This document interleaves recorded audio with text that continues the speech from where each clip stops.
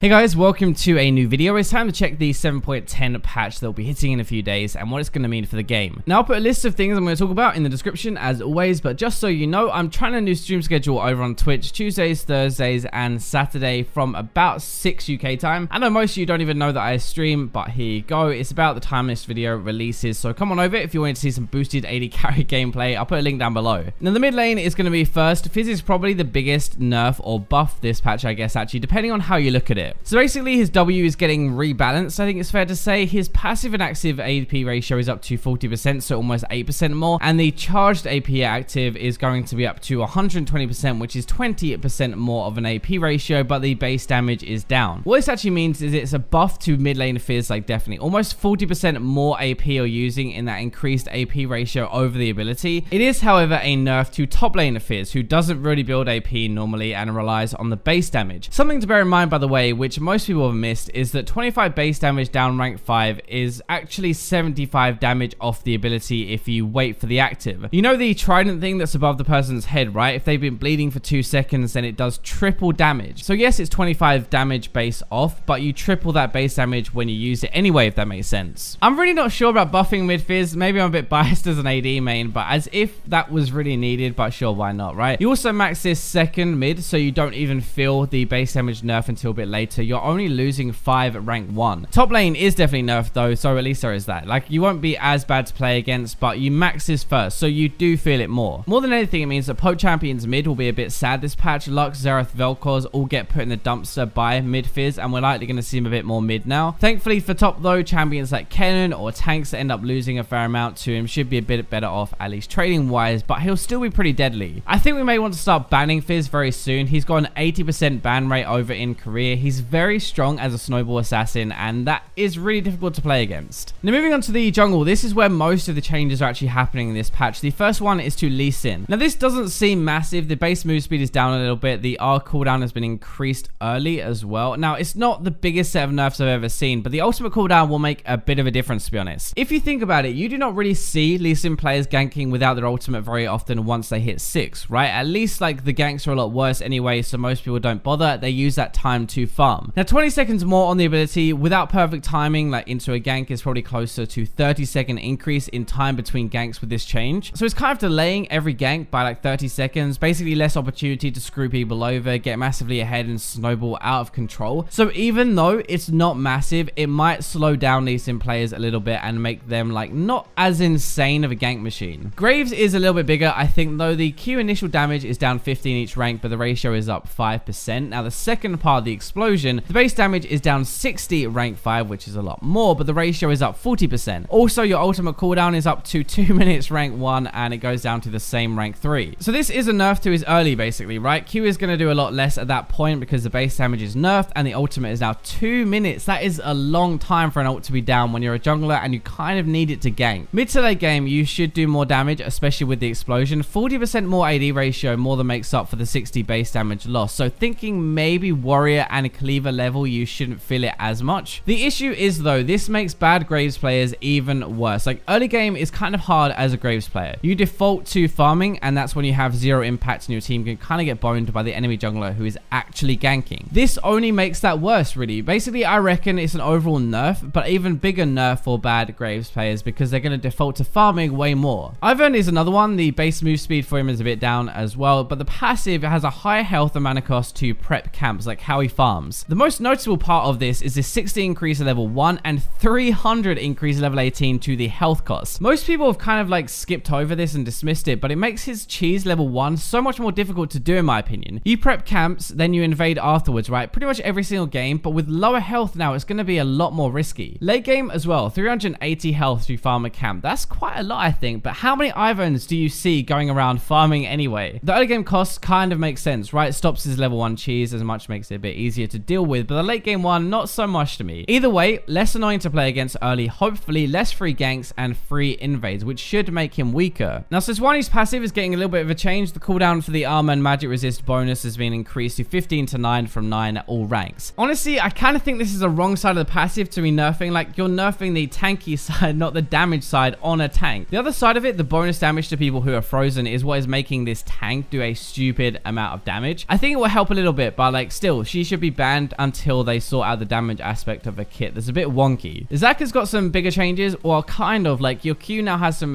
health percentage scaling, so you do a bit more based on how much health you have, bigger AoE collision when you slam people. Also, it's supposed to be a bit smoother and better used with your W as you slam people together. Your E knockup scales up to a second based on how long you charge it for, which is nice, and your ultimate seems to need to charge for longer before you can pick people up. I'm not exactly sure what the plan with this is. Like, it seems like the rework kind of failed so far, honestly. He has one of the lowest win rates I've ever seen in the jungle for a rework for a long time. Even though he's pretty cool, it just doesn't really work. It might help a little bit, but we're gonna have to see. Like, I haven't seen Zac for a while now because most people think he's really bad. Now, the biggest change in the jungle is the Rammus rework. So I'm gonna summarize what all his new abilities are going to do, basically. Your passive now deals bonus magic damage on his auto attacks based on his armor, and your Q speed scales with your level. Later, you're gonna be much faster, basically. The damage is down, but that's because the cooldown is down a ton at rank 5 as well. You're gonna slow for more when you hit somebody, but you can now be interrupted if you're hit with crowd control. Your W now gains you up to 70% bonus armor and magic resist, by the way, with a much lower cooldown, 6 seconds at all ranks rather than it scaling down. You're gonna be slowed massively while using it, but you can toggle it off, and your passive also deals 150% damage with the auto attacks, and that damage is also reflected to auto attackers. Your E is still a taunt, but you gain attack speed when it's used. Other abilities like having your W on, for example, keeps that attack speed going as well, and your R damage is down, but it slows enemies now, it stacks up to 8 times and deals double damage to towers. I think this means that Rammus will be played a fair amount more, and most likely with a Q max, which is what I was testing. W scales with percentages now and not base. It doesn't really make sense to max it first when you don't have any armor to use that percentage, and your Q max gives you a much lower cooldown. You can abuse that to clear a bit more, you can do more damage in ganks, you can chase a bit more as well. It's actually really good. You also get really fast, by the way. Like, Moby Boots is ridiculous, but Righteous Glory is insane with your Q. In my opinion, we might even see this guy top lane more with his rework. Like, it fits, honestly, like pretty much perfectly. Percentage armor and magic resist for a pure tank up top. Like, reflection damage with his W and improved passive damage means better trading. It's also because the 6-second cooldown means it's really hard to punish him when that is on cooldown, because you only have that 6-second window, right? And it's hard to fight him when it's up. Home guard TP Rammus would be hilarious, by the way, as well, but still a good counter to AD champions top lane like Riven. What this means for the jungle is we have the bigger changes to Graves, Lee Sin, and Rammus, maybe Ivern as well. Ivern's early cheese trap might get him killed a bit more now with lower health, and that will indirectly bring his win rate down massively, I think. Lee Sin and Graves are going to be worse early, which will slow the game down a bit as well, considering how popular they are. Rammus, though, got the nicest buff here, I think. More useful, more viable, and especially at lower ranks, we should see him a lot more as an unkillable tank champion, even top lane. Personally, that means I would still ban Ivern and Sejuani for now. We'll see how it ends up, but the rest should be manageable unless Rammus really pops off completely. So support is getting a few changes, not massive. Like, overall, Lulu is going to be a bit weaker in the lane phase with the changes, and shields aren't going to be as good. Now, remember, you build items that increase shields by a percentage as well, so it's more than just the 30 base you're going to lose. It's not going to kill the champion or anything at all, but I think they're aiming this more at, like, we're going to give her a bit less health, so kill her in the lane phase if you want to beat her. Maokai is a funny one, though, for support. They completely got this wrong, in my opinion. The passive is smoother now when it activates, so in theory, the heal doesn't delay you as much. Your Q mana cost is going to be down to 50 at all ranks, knocked back a bit more and cooldown lowered at max rank. Your E mana cost is the opposite of Q now, so it actually scales up with rank instead of just being 60, and the damage is down base a little bit, but the max percentage health damage increased to 8% at all ranks, not like 6 to 8%. So it really seems like they want you to max your Q first and not your E, with the mana cost swaps and the E dealing 8% at all ranks, even rank 1. People are only winning when they max E though, so I'm not sure that's going to work, honestly. They hardly touch anything that mattered. A little bit more mana cost on the E is probably the worst part about all of this stuff, to be honest, because you cannot spam it as much. The damage is about the same on the E. Q is actually a bit better overall, so it's obvious they want to turn him into a more of a Q max tank top lane, but I don't think we're going to stop seeing the AP support version for now, at least. Rakan is also getting some weird changes. I don't understand. Q range is up a little bit, W damage is up rank 5, and your E shield is down rank 5. They're trying to turn him away from like a shield machine, probably not a nerf or a buff, it's just kind of staying the same power wise. The Q range I don't think makes any difference. Really, you're supposed to W in, Q point blank, E back to your ally to heal them from the Q and exit the trade afterwards. It's a really efficient way of trading, and it seems like that's how he survives the lane phase. Like, his team fight is really good, but his lane phase not so much. The final support thing though I want to talk about is Ancient Coin. Now, cannon minions are always going to drop coins, and the bigger thing is actually you can put a point into a skill that normally you couldn't have at that level, so like a rank 2 ultimate at level 10. This is getting better, but universally I think it's considered the worst support choice useless at the moment, it seems. But now you can get that rank 2 ult like earlier into the game. That does make a difference with some champions. So what it means for the support lane, actually it doesn't really mean that much. Like, I know it's weird, but Lulu will be weaker earlier into the game. I think Rakan will probably be a bit more useful in lane, and Maokai's poke slightly down with more mana cost. Honestly though, all of them are relatively the same power level overall. Like, the coin may see a bit more play now as well. Ranked ultimate early can be big on some champions, but normally you want the ranks in your ultimate on a damaged champion, and those damaged ones want to get spell thief, so I don't really think it's going to make a difference. There are actually no AD carry changes this patch at all, so the meta is going to stay basically the same. There is only one top change as well. That is a Heimerdinger, a very small rework, but I don't play Heimer. I have never played Heimer, so I really do not know anything about the champion. I'll link to all of the changes down in the description if you want to check them out for yourself. You can check the Heimerdinger ones as well, but I also linked to Rezone, who is a Heimerdinger one-trick YouTube channel. You can go and check that out if you want to know a bit more about Heimerdinger, because honestly, he knows loads and I know nothing. Thank you for watching the video. Have a lovely day. Like the video if you did, subscribe if you haven't already, but for now, I'll leave you with the robots.